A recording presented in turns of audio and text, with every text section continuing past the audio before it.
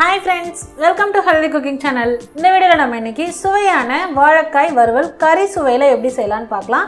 டேஸ்டியான recipe. Mutton தோத்து போற அளவுக்கு டேஸ்ட் அவ்வளவு சூப்பரா இருக்குங்க. வாங்க எப்படி செய்யலாம்னு பார்க்கலாம். அதுக்கு நான் இன்னைக்கு 2 வாழைக்காய் எடுத்துர்க்கேன். இந்த வாழைக்காய் வறுவலுக்கு நல்ல பச்சை வாழைக்காயை எடுத்துக்கணும். தோலை சீவிட்டு இந்த மாதிரி தண்ணியில கட் பண்ணி போட்டுக்கோங்க. உங்களுக்கு எந்த ஷேப்ல வேணுமோ அந்த மாதிரி கட் பண்ணி போட்டுக்கலாம். அடுத்ததா கடாய் சூடு பண்ணிட்டு அதுல எண்ணெய் விட்டு எண்ணெய் சூடானதுக்கு அப்புறமா நம்ம தண்ணியில் கட் பண்ணி போட்டிருக்கோம் இல்லையா, அந்த வாழைக்காயை அதில் சேர்த்துக்கோங்க. சேர்த்துட்டு எண்ணெயில் நல்லா கலந்து விட்டுட்டு வாழைக்காய்க்கு தேவையான அளவு உப்பு 1/4 டீஸ்பூன் உப்பு போட்டால் போதும். அதே மாதிரி 1/4 டீஸ்பூன் மஞ்சள் தூள் இதெல்லாமே சேர்த்து நல்லா கலந்து விட்டுட்டு வாழைக்காயை ஒரு அரை வேக்காடு அளவுக்கு வேக வச்சு எடுத்துக்கணும்.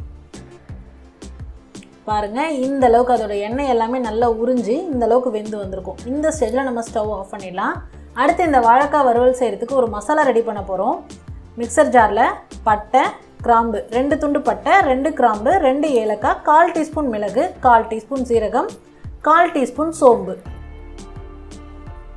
அடுத்ததான் 1 இன்ச் அளவுக்கு இஞ்சி, 5-6 பல் பூண்டு, 1 கைப்பிடி அளவு சின்ன வெங்காயம். அடுத்ததான் ஒரே ஒரு மீடியம் சைஸ் தக்காளி, மல்லித்தூள், தனி மிளகாய் தூள் ரெண்டுமே ஒரு டீஸ்பூன் சேர்த்துக்கிட்டா போதும். இதெல்லாமே இந்த மாதிரி பேஸ்ட் போல் அரைச்சி எடுத்துகிட்டு வந்துடுங்க. தண்ணி சேர்க்க தேவையில்லை. சப்போஸ் உங்களுக்கு ரொம்ப ட்ரையாக இருந்தது அப்படின்னா கொஞ்சமாக தண்ணி தெளித்து இந்த அளவுக்கு அரைச்சி எடுத்துகிட்டு வந்துடுங்க. அடுத்ததான் அதுக்கு ஒரு தாளிப்பு கொடுத்துடலாம். கடாயில் 1 டேபிள் ஸ்பூன் அளவுக்கு எண்ணெய் விட்டுக்கோங்க. எண்ணெய் சூடானதுக்கப்புறமா 1/4 டீஸ்பூன் கடுகு, 1 கொத்து கருவேப்பிலை, நம்ம ஏற்கனவே அரைச்சி வச்சுருக்கக்கூடிய அந்த மசாலா விழுது அதில் சேர்த்து நல்லா பரட்டிக்கோங்க. 2 நிமிஷம் பரட்டினதுக்கப்புறமா அந்த மிக்சர் ஜாரில் இருக்கக்கூடிய தண்ணியை அலசி நம்ம விட்டுக்கலாம். அடுத்ததான் 1/4 டீஸ்பூன் கல்லுப்பு. நம்ம ஏற்கனவே வாழைக்காய்க்கு உப்பு சேர்த்துருக்கோம். இப்போ நம்ம சேர்க்குற உப்பு வந்து இந்த மசாலாவுக்கு போதுமானதாக இருக்கும்.